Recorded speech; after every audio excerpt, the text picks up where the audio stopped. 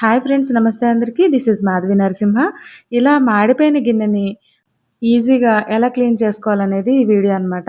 అంటే వీడియో కోసం ఈ గిన్నెనైతే మాడపెట్టలేదండి.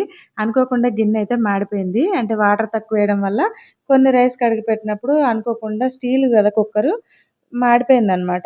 దీన్ని కొన్ని రోజులు ఒక 2, 3 రోజులు నానబెట్టినా కూడా వదలలేదు. దీన్ని ఇప్పుడు ఎలా క్లీన్ చేసుకోవాలనేది నేను మీకు ఈ వీడియోలో చూపిస్తాను. దీనికోసం మనం వెనిగర్ తీసుకోవాలి. యాక్చువల్‌గా వంటలన్నిటిలో వెనిగర్ వేయకపోయినా కొన్ని కొన్ని ఆటిలో నేను వెనిగర్ యూజ్ చేస్తాను. దానికోసమని చెప్పి ఇది ఇంట్లో ఉంది ఆల్రెడీ. ఈ వాటర్‌లో కొద్దిగా వెనిగర్ వేసి అంటే ఒక 2 మూతలు వెనిగర్ వేసుకొని ఇందులో మనం వంట సోడా ఉంటుంది కదండీ! ఆ వంట సోడాని కొద్దిగా వేసుకోవాలి. అంటే ఒక 2 స్పూన్లు వేసుకోవాలనమాట. దీన్ని మనం ఇందులో వేసేసి ఒకసారి కలిపి సిమ్‌లోనే మనం గ్యాస్ వెలిగించేసి పెట్టుకోవాలండి.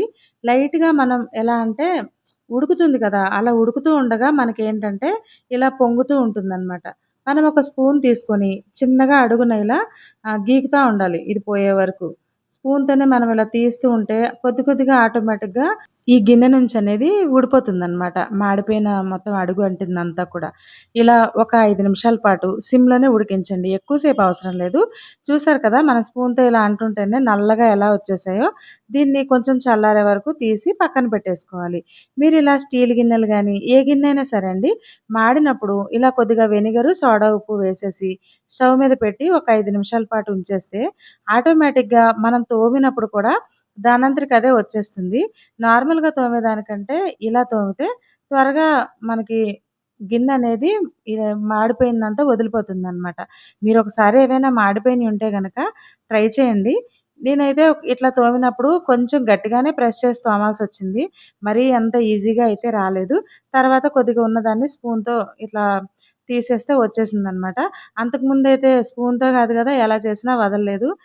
నాకు వేరే వాళ్ళెవరో తెలిసిన వాళ్ళు చెప్పారు. ఇలా చేస్తే తొందరగా క్లీన్ అవుతుందని చెప్పి నేను ట్రై చేశాను. మీకు కూడా నచ్చితే ఒకసారి మీరు కూడా ట్రై చేయండి. పాలు పెట్టినప్పుడు గానీ, ఒక్కోసారి మర్చిపోవడం, అవి మాడిపోవడం, లేదంటే స్టీల్ గిన్నెలో మనం అన్నం వండినప్పుడు అవి కూడా మాడిపోతూ ఉంటాయి కదా! ఒక్కసారి ఈ చిన్న టిప్ అనేది మీకు యూజ్ అవుతుందనిపిస్తే గనక మీరు కూడా ఎప్పుడైనా ఇంట్లో గిన్నెలు మాడిపోతే ఒకసారి ట్రై చేయండి. బట్ మాడకుండా వండడానికైతే ట్రై చేయండి. ఇంట్లో వంట చేసినప్పుడు గిన్నెలు వాడడం అంటే మాడిపోవడం అనేది మంచిది కాదు.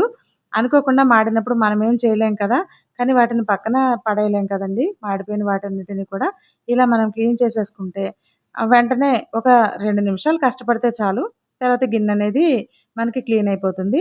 మనం నార్మల్‌గా ఎంత స్పూన్‌తో ఇలా తీయాలని చూసినా కూడా రాదనమాట. మీరొక్కసారి ట్రై చేయండి.